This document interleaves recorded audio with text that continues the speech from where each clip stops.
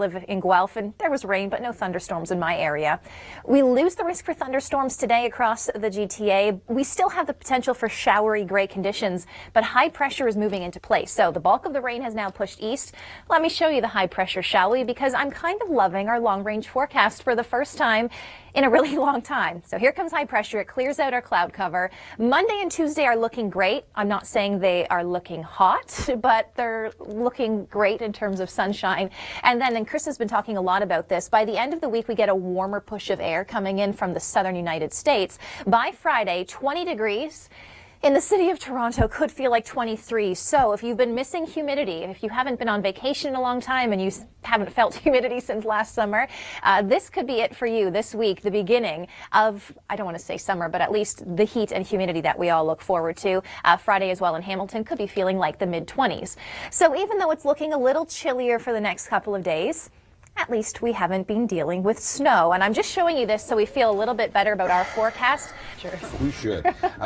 We're below seasonal. The wind's been out of the north. I mean, this northerly wind, and it's a strong wind when you go up in the atmosphere. It's like right out of Hudson Bay. So that's kept us chilly. That sounds cold. Toronto should be at 16 degrees. Yesterday did not hit 14, but there is hope. There's good news in the long-term forecast. Here's the thing we don't want, Natalie. Okay. We don't want a northerly wind. That's too cold. But we don't want a wind out of the east or the southeast because that's coming right over Lake Ontario. And the lake's still really cold. What we want is a southwesterly wind, and that's what we'll get as the high drifts to the east and we get this flow out of the southwest. Okay. That is great news. And so we don't want those dreary kind of scenes, those cold scenes from Cambridge back on Friday. We want the warmth. Yeah. 14-day outlook looking very warm. It does. Have a look. I mean, by the time we get to the end of this week ahead and even through next weekend, that's awesome weather ahead for us. And stay with us. We'll have more details on this, but it's Emergency Preparedness Week, and you need to have a kit. There's going to be a downside, and that's that it'll be showery and maybe even feel a little bit humid. You're okay on all this. Humid. I'm so excited to hear that. Aren't you? Do you like the humidity? We haven't used that word in a long time. I'm not a huge fan, no. Okay, but at least for one day.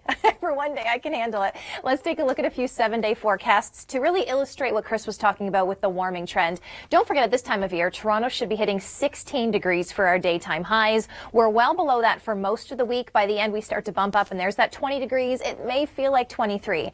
If you're like Chris and you don't like the humidity, you may not like Friday, but it's just the start of a very long summer. Fingers crossed that it is a long summer. Look at Hamilton, 21 degrees for Friday. May feel like the mid-20s, and even Barrie as well. Let's take a look at this. 19 degrees could feel like the low 20s. So if you've been waiting to hear us talk about heat and humidity, it may be by the end of this week, and that's something we're keeping a very close eye on. If you have questions about the weather or you have pictures and video you'd like to share with us, connect with Chris and I on Facebook and on Twitter. There's our information. Okay.